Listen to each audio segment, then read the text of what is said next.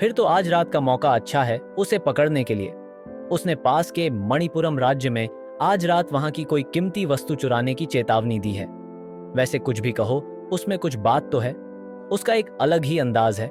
शोभित नकाबपोश के चेतावनी देके चोरी करने के अंदाज की तारीफ करते हुए कहता है। उसकी बात सुन अमृता उसे घूर कर देखती है। जैसे ही उसे अमृता की नजर खुद पर महसूस होती है, वो हकलाते हुए कहता है, मम्मा, मेरा अर्थ था कि उसे आज रात पकड़ के रहेगे। तभी अमृता आसमान में देखते हुए कहती है, नकाबपोश, छुप लो, जितना छुपना है। बहुत जल्द काल कोठरी में सड़ना पड़ेगा। शाम होने को आई थी। सूर्य के हल्की सुनहरी रोशनी तो नजर आ रही थी, पर सूर्य छिप चुका था। वही एक ऊंची इमारत के ऊपर एक शख्स काले लिबास में खड़ा होकर पूरे राज्य को देख रहा था। तेज हवा से उसके कपड़े लहरा रहे थे। उसने खुद को सर से पांव तक काले कपड़े में छुपा रखा था। उसे चेहरे पर भी काला कपड़ा बंधा हुआ था। बस उसकी कुदरती नीली आंखें दिख रही थीं, जिसमें डर नाम की कोई चीज नहीं थी। वो राज्य महल को देखते हुए कहता है, गरीबों के धन को लूट कर भरते हो तुम सब अपना कोष, उड़ाने तुम सबके आ गया है, नकाबपोश। क्या बात है, क्या शायरी कही है मैंने, मेरा भी कोई जवाब नहीं। ये बोलते हुए वो नकाबपोश 2 कदम पीछे लेते हुए तेजी से भागता है और वहां से कूद जाता है। उस ऊंची इमारत के आसपास कोई दूसरी इमारत नहीं थी। बस सामने की तरफ एक उससे थोड़ी छोटी पर काफी दूरी पर एक इमारत थी। वो नकाबपोश बिना डरे वहां से कूद गया था और एक ऊंची छलांग के साथ उस दूरी की इमारत पर सफलतापूर्वक पहुंचकर लुढ़कते हुए खड़ा हो जाता है। ऐसे ही वो तेजी से दौड़ते हुए एक इमारत से दूसरी इमारत पर कूदते हुए महल के पास की सबसे ऊंची इमारत पर जा खड़ा होता है। ये वही इमारत थी जिस पर उसने वो चेतावनी वाला कपड़ा लटकाया था, पर अभी वो वहां पर नहीं था। राज्य के सैनिकों ने उसे राज्य की प्रतिष्ठा बनाए रखने के लिए हटा दिया था। उस इमारत से थोड़ी दूरी पर एक दूसरी इमारत पर भी 2 शख्स खड़े हुए थे।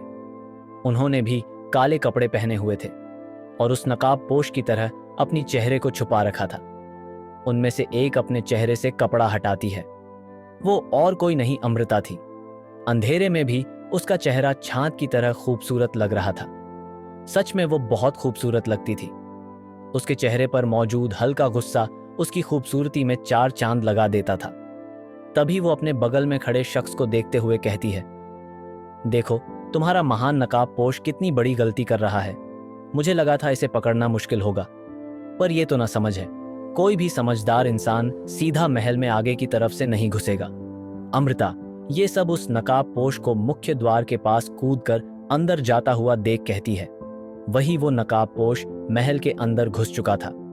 वहां उसे कोई भी सैनिक नहीं दिख रहा था, पर वो फिर भी सतर्क था। तभी उसे कुछ कदमों की आवाज सुनाई देती है। ये सुनते ही वो जल्दी से एक दूसरी दीवार के पीछे छिप जाता है। तभी वहां से 2 सैनिक बातें करते हुए आते हुए दिखाई देते हैं। अरे, सेनापति ने भी क्या खूब दिमाग लगाया है। उन्होंने महल के हर कोने में पहरा लगवाया है, लेकिन मुख्य द्वार पर सिर्फ कुछ ही सैनिकों को रखा है। कोई सोच भी नहीं सकेगा कि सबसे सुरक्षित रास्ता मुख्य द्वार है। वही दीवार के पीछे छुपा नकाबपोश मुस्कुराते हुए मन में कहता है, तुम लोग जितना मर्जी पहरा और दिमाग लगा लो, रहूंगा तो मैं तुम सबसे 10 कदम आगे ही। जैसे ही सैनिक वहां से थोड़ा आगे चले जाते हैं, वो नकाबपोश वहां से बाहर आते हुए आगे बढ़ने लगता है।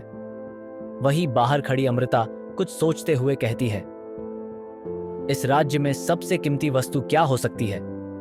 ये सुन शोभित भी सोचते हुए कहता है, राज्य में सबसे कीमती वहां का धन होता है, परंतु राज्य महल में मौजूद पूरे धन को एक अकेले आदमी का इतने कड़े पहरे में चुराना नामुमकिन है, क्योंकि सैनिक हर कुछ मिनटों में वहां की जांच करते हैं और उतने समय में चुराया गया धन पर्याप्त नहीं होगा।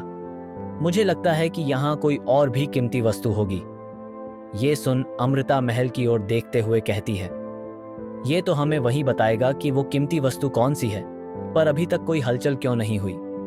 अभी तक तो सैनिकों को उसकी मौजूदगी का पता चल जाना चाहिए था।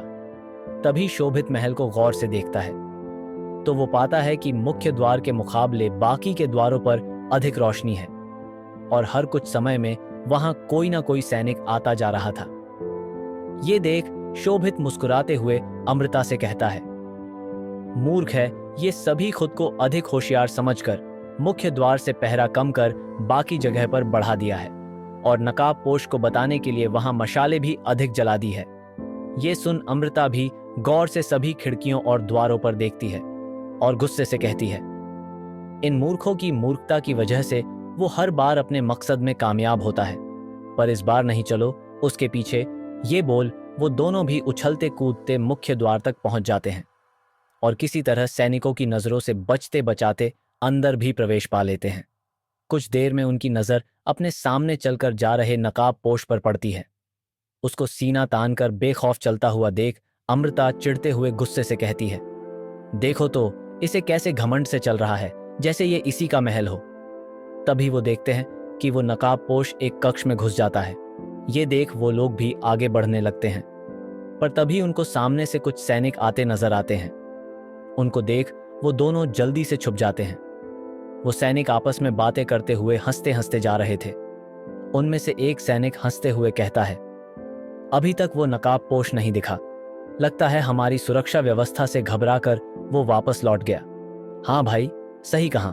ये बोल वो दोनों हंसते हुए वहां से चले जाते हैं। वहीं उनके जाते ही शोभित धीरे से हंसते हुए कहता है, तुम्हारी सुरक्षा व्यवस्था पर उसने कब का पानी फेर दिया। ये सुन और शोभित को हंसता देख अमृता उसे घूरने लगती है। अमृता को खुद को देखता देख वो चुप हो जाता है। तभी अमृता उसे घूरते हुए ही कहती है, तुम उस नकाबपोश की मंडली में शामिल क्यों नहीं हो जाते, कब से उसके ही गुणगान गाए जा रहे हो। ये सुन शोभित खामोश होते हुए ना में सिर हिलाता है और धीरे से कहता है, रास्ता खाली है। ये सुन अमृता भी हाँ में सर हिलाते हुए शोभित के साथ आगे बढ़ जाती है, पर तभी शोभित का पैर जमीन पर पड़ी एक वस्तु पर पड़ जाता है और तुरंत उसका पैर एक रस्सी में अटक जाता है। उसका पैर उस रस्सी में अटकते ही वो खिंचते हुए छत से उल्टा लटक जाता है। अमृता ये शोर सुन जैसे ही पीछे मुड़कर देखती है तो शोभित को उल्टा लटका हुआ पाती है। ये देख अमृता हैरान थी। उन दोनों ने नकाबपोश और महल की सुरक्षा को बहुत कम आंका था। नकाबपोश ही जानता था कि वो सुरक्षा जितनी बेकार दिख रही है, वो उससे कई गुना खतरनाक थी। उसने रास्ते के कई जालों को पहले ही नष्ट कर दिया था, जिस वजह से शोभित और अमृता यहां तक आसानी से चले आए थे। अमृता कुछ समझ पाती उससे पहले ही वहां पर मौजूद आसपास के सैनिकों को जाल में किसी के फंसने का इशारा मिल जाता है। वो इशारा पाते ही वो तेजी से उस ओर बढ़ने लगते हैं। उनके कदमों की आवाज दूर से ही सुनाई दे रही थी। उनके कदमों की आवाज सुन अमृता जल्दी से शोभित को छुड़ाने के लिए आगे बढ़ती है तो शोभित मुस्कुराते हुए कहता है, अमृता तुम जाओ, उस नकाबपोश को रोको, मैं खुद को छुड़ाकर यहां आने वाले सैनिकों को रोक कर रखूंगा। ये सुन अमृता भी हाँ में सर हिलाते हुए वहां से चली जाती है। उसे शोभित की कोई चिंता नहीं थी, क्योंकि वो अच्छे से जानती थी कि शोभित अपनी सुरक्षा करने में सक्षम है। आखिर वो दोनों द्रोणा के सबसे शक्तिशाली शीर्ष योद्धा थे। अमृता के जाते ही शोभित अपनी अंगूठी से एक खंजर निकालता है और ऊपर उठते हुए अपने पैरों में बंधी रस्सी को काट देता है। रस्सी के कटते ही वो सीधा जमीन पर जा खड़ा होता है और खुद से बात करते हुए कहता है, मैं होता तो इस जाल में रस्सी की जगह लोहे की जंजीर का उपयोग करता। ये बोल वो सामने से आते हुए सैनिकों को देखता है। क्या होगा अब आगे, क्या करेगा वो नकाबपोश? क्या वो चुरा पाएगा वो कीमती वस्तु? और क्या होगा जब उसे पता चलेगा कि उसको पकड़ने खुद राजकुमारी अमृता आई है? जानने के लिए बने रहे हमारे साथ।